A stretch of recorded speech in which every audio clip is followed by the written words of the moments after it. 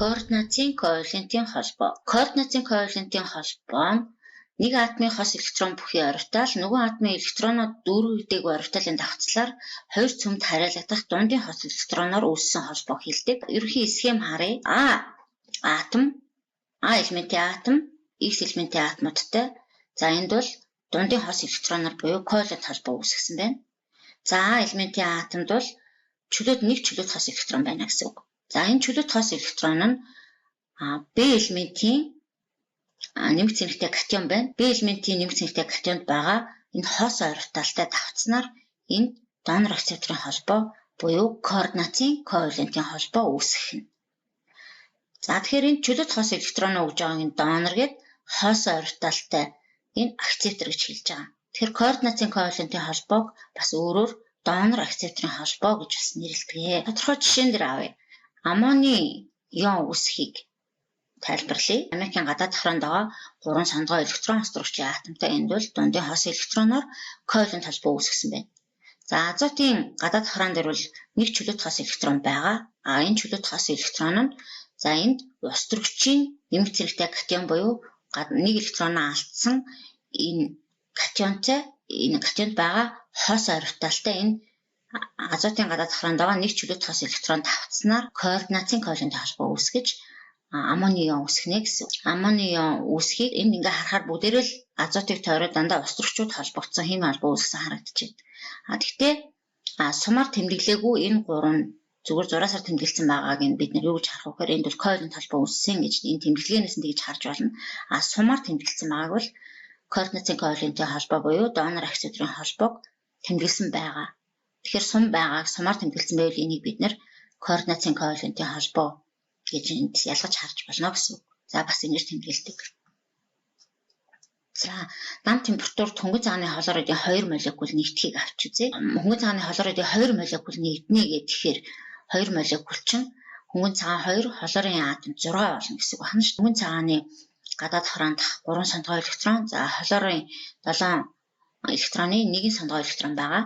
За тэгэхээр эндээс авч үзэх юм бол за хөнгөн цагаан бол 3 хлорын 3 атомтой бол ингээд гадаад давхраанд сандгой электронууд нь ингэж хослох нь. За тэгэхээр хөнгөн цагаанд бол өөрт нь гадаад давхраанд нь бол хос орбитал байгаа. Энд хос p орбиталын хос орбитал энд байгаа. За хлор бол гадаад давхраан дээрээ 3 чөлөөт хос электрон байгаа. 3 чөлөөт хос электроны нэг нь хөнгөн цагааны хос орбиталтай энд бол донор акцепторын холбоо буюу энд координацийн коvalентийн холбоо үүсэх боломжтой гэсэн. За химийн холбооны урт химийн холбоогоор холбогдсон хоёр атомууд цөмүүдийн хоорондын зайг бол бид нар химийн холбооны урт нь нанометр ангстромум гэсэн нэгжүүдээр хэмждэг. Хоёр нүүрсдөрөгчийн атомын дунд нэг зураас байна гэдэг чинь нэг л химийн холбоо үүсэж байгаа гэсэн үг. За энд бол хоёр давхар холбоо тийм ээ үүсэж байна. Энд бол 3 давхар холбоо үүсэж байна. За эндээс харах юм бол химийн холбооны урт нь дан ба давхар холбооны хувьд бол аль нь урттай вэ, аль нь богино вэ гэхээр дан холбоо нь бол химийн холбооны хувьд урттай байх нь. За давхар холбоо бол химийн холбооны хувьд бол давхар болох тусмаа бол богиносдог байх нэ гэж харж байна. За хоёрсоо холбоотой хоёр атомын цөмийн хооронд бол сөрөг цэнийг илэрлэх их байдаг учраас давхар холбоо бол дан холбооноос богино байдаг. Яагаад вэ гэхээр за электронуудын нэвчилт их байх юм бол атомууд илүү ойртно. Ингэснээрээ бол холбоо бол батуг болдог. Холбооны энерги гэдэг бол 1 моль хий байдалтай молекул дахь химийн холбоог таслахад зарцуулах энергийг химийн холбооны энерги. Химийн холбоо таслах процесс бол дандаа эндотерм процесс гэдэг. Өөрөөр хэлбэл эндотерм процесс гэдэг чинь химийн холбоо таслах энэ процесс бол дандаа дулааныг шингээдэг процесс байх нэ гэсэн. Эргээд харин химийн холбоо үүсэхэд бол эсрэгээрээ экзотерм процесс байна гэдэг дулаан ялгаруулдаг процесс байна гэсэн үг. За химийн холбооны бат бөх чанарыг бол бас мөн химийн холбооны энерги хэмжиж болно. Химийн холбооны бат бөх чанар бол химийн идэвхэд бас нөлөөлнө. Азотын хувьд бол 3 давхар холбоотой, хүчилтөрөгчийн молекулын хувьд бол 2 давхар холбоотой байгаа. Азотын атомын гурвалсан холбоо таслахад бол их энерги зарцуулагдах учраас химийн хувьд бол одоо идэвхгүй элемент байдаг. Хүчилтөрөгч бол харин азотыг бодох юм бол химийн холбоог таслахад арай бага энерги зарцуулагдаж байгаа учраас хүчилтөрөгчийн хувьд бол азотоос илүү химийн идэвхтэй. Сигма холбоо хослоогүй электрон бүхий атомуудын орбиталуудын хоёр цөмийг холбосон шулууны давуу давцж байгаа холбоог сигма холбоо гэж хэлдэг. Жишээлх юм бол хослоогүй электронуудаа орбиталууд нь S орбиталууд байгаа тохиолдолд бол хоёр цөмийг холбосон шулуун дээр S орбиталуудын давхцал үүснэ. За энэ бол нэг сигма холбооны байж болно. За SP орбиталууд давтчих болно.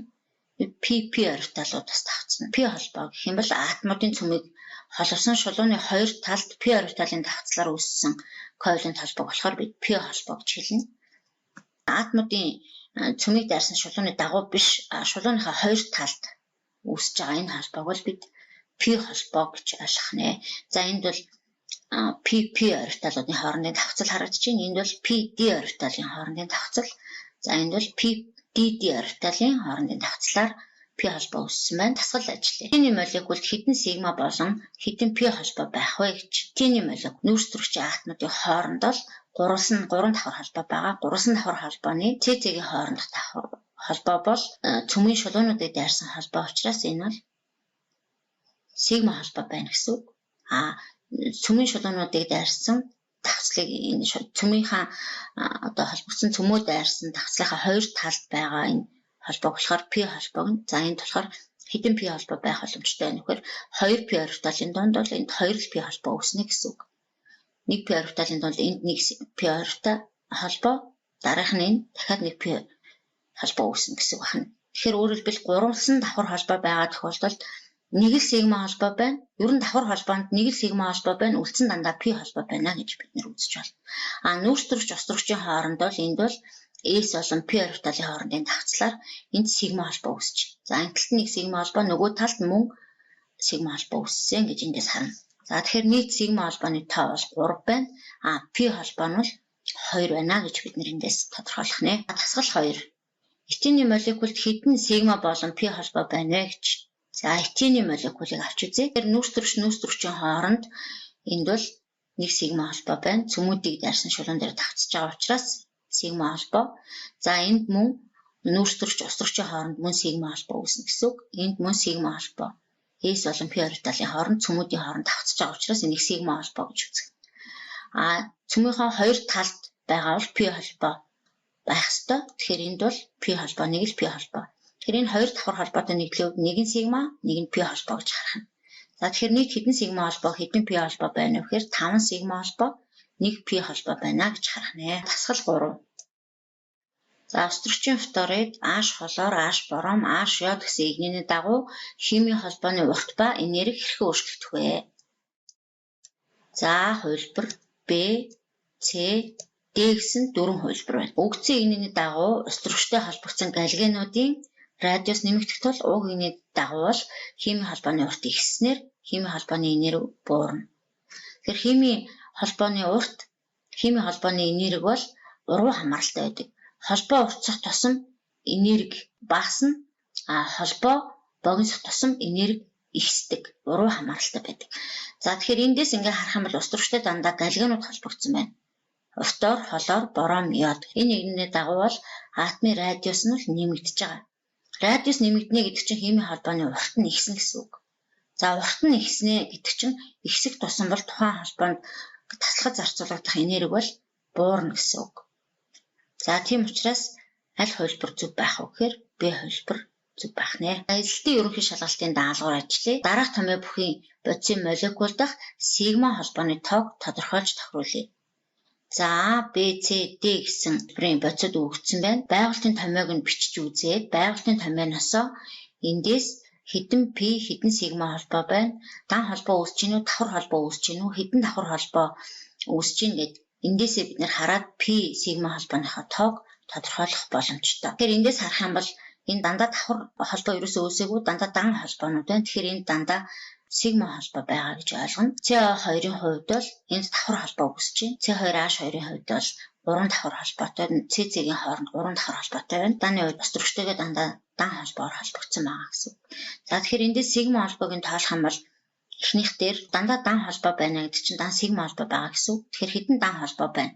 Тэр 5 дан холбоо байгаа учраас за энэ А бол 3 дахь нь гэсэн 5 дан холбоотой байна. За дараагийнх нь бол 2 л CO2 дээр 2 л одоо сигма холбоо байна. Яг тэгвэл давхар холбооны нэг нь сигма, нөгөө нь P холбоо байдаг. Нүүрс төрөгч ус төрөгчийн хооронд сигма холбоо үүснэ, дан холбоогоо сигма гэж үзнэ. Энэ мөн сигма холбоо, дан холбоо. За гурван давхар холбоонд давхар холбоонууд дээр бол нэг л сигма холбоо байх боломжтой. Бусд нь бол P холбоо байна. Дан дээр бол дан 4 дан холбоо байгаа учраас дан сигма холбоо байна гэж харах нэ.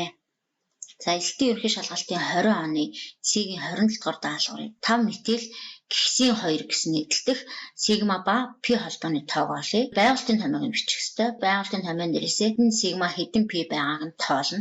Давхар холбоо энд л 3 давхар холбоо байна. Энэ дотор бол 1 сигма өссөн 2 нь пи байх ёстой. Тэгэхээр энд бол 2 пи л холбоо байна. Пи холбооны хувьд бол 2 гэдэг ингээд тодорхойлчихно. Сигма холбоогоо бол бүгдийн дан холбоо болгоно тоолно. Сигма холбооны нийт тоо бол 18 байна. 2 пи холбоо байх нэ. Байгуулалтынх нь бүр дэлгэрэнгүй томьёог нь бичээд дахиад ингээд тоолоод үзээрэй.